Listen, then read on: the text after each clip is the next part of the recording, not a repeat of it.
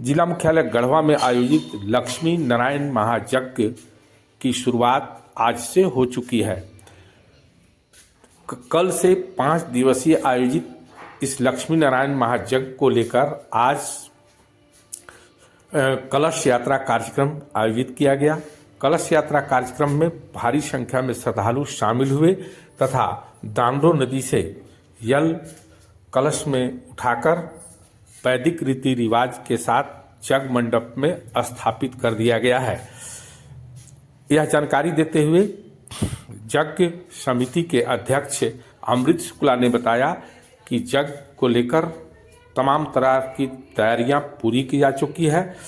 आज से ही प्रवचन शुरू हो चुका है। कल से विशेष प्रवचन एवं यज्ञ मंडप की परिक्रमा सहित धार्मिक आयोजन किए जाएंगे। उन्होंने गढ़वा वासियों से अपील किया है कि अधिक से अधिक यज्ञ में शामिल होकर पुण्य का भागी बने। गढ़वा में लाकर इच्छा व्यक्त किया कि एक छोटा धार्मिक समारोह होना चाहिए। उसी के तहत यह यज्ञ हो रहा है। प्रवचन करने वाले लोग और वेद पाठ करने वाले सभी साधु संत यहाँ पहुँच चुके हैं। क्या कार्यक्रम है इस यज्ञ के दौरान? 5 दिन के यज्ञ में क्या क्या चलेगा? कार्यक्रम के दौरान प्रतिदिन प्रवचन होगा। लोगों को वेदवाणी और भगवान के बारे में यहाँ से प्रवचन होगा और हमारे जो यज्ञाचार्य हैं ये भी लोगों को धर्म से संबंधित जानकारी देंगे। स्वामी जी, ये क्या कार्यक्रम है आपका? ये श्री लक्ष्मी नारायण महायज्ञ का आज पूर्वांगकृत जल यात्रा संपन्न हुआ और कल श्री महालक्ष्मी नारायण महायज्ञ का शुभारंभ हो रहा है। कल से कल प्रातः 10 बजे अरणि मंथन होगा। अरणि मंथन के द्वारा अग्नि देवता का प्राकट्य होगा। तत्पश्चात अग्नि की प्रतिष्ठा होगी। इसके बाद होम प्रारंभ होगा।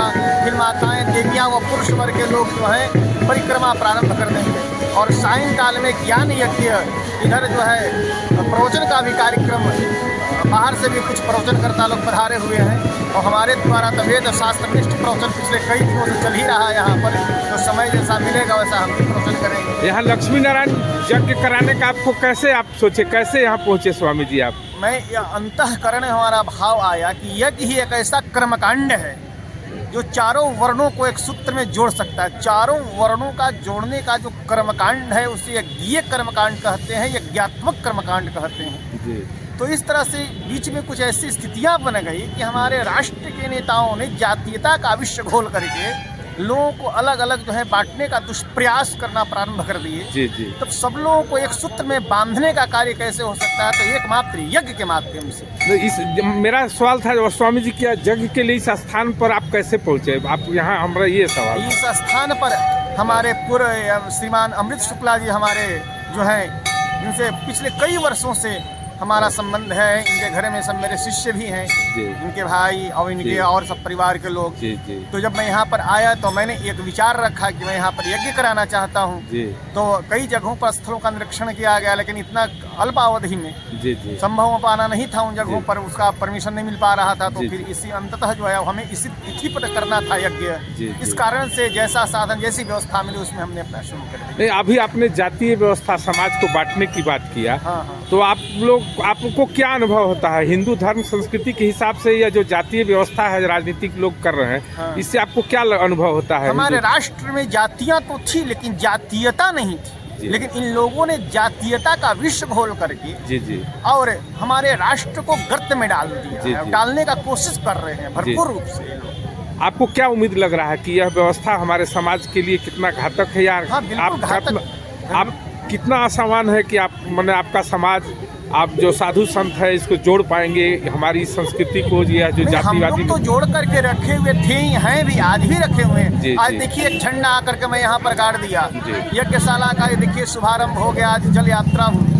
इसमें कोई थोड़े नहीं, कोई ब्राह्मण है, क्षत्रिय है, वैश्य है, शूद्र है, चारों वर्ण के लोग शामिल हैं। ये किसी पार्टी का झंडा नहीं है, किसी जाति का नहीं, कहीं किसी का कुछ नहीं। ये तो मात्र जो धर्मध्वज है।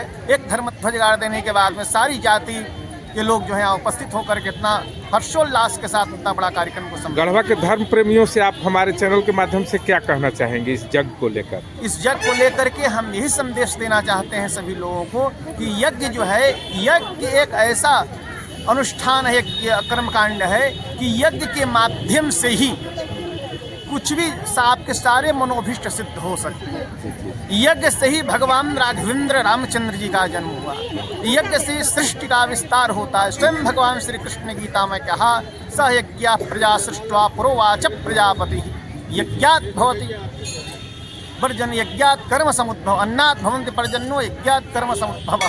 इस तरह स्वयं भगवान श्री कृष्ण ने गीता में कहा। तो यज्ञ के माध्यम से आपके जितने जो कुछ भी मनोभिष्ट हैं सब पूर्ण हो जाएंगे। चक्रवर्ती सम्राट महाराजा मणि श्री दशरथ जी महाराज को पुत्र की प्राप्ति नहीं हो रही थी, चौथे पन में उनको पुत्र की भी प्राप्ति हुई। तो यज्ञ के माध्यम से भगवान राघवेंद्र रामचंद्र जी का जन्म हुआ, तो यज्ञ के माध्यम से। और भगवान राघवेंद्र रामचंद्र जी का जीवन का पहला कार्य तो यज्ञ की रक्षा करना, और भगवान राघवेंद्र रामचंद्र जी का विवाह भी यज्ञ के माध्यम से ही संपन्न हुआ। इससे स्पष्ट होता है कि यज्ञ कर्मकांड एक ऐसा कर्मकांड है जो कि आपके सारे मनोभिष्ट को सिद्ध कर सकता है। इसलिए यहाँ लोग पहुँचे यज्ञ में अपना ये करें, हाँ, यज्ञ भगवान आए यहाँ पर, यज्ञ भगवान की परिक्रमा करें, प्रसाद ग्रहण करें और सायंकाल में प्रवचन श्रवण करें। यह संपूर्ण पूरे संसार ही यज्ञमय है।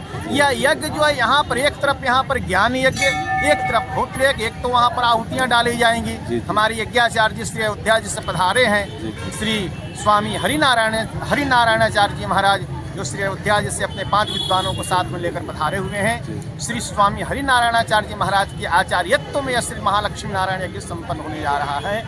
और प्रतिदिन मैं लोगों से यही निवेदन कर रहा हूं कि आप सब लोग यहाँ पधार करके भगवान श्री यज्ञ नारायण की परिक्रमा करें, तत्पश्चात प्रसाद ग्रहण करें। सायंकाल में प्रवचन का कार्यक्रम 5 बजे से डॉक्टर दीपक मिश्र जी जो भागलपुर से पधारे हुए हैं, वे अपने सहयोगियों के साथ में संगीतमय प्रवचन करेंगे।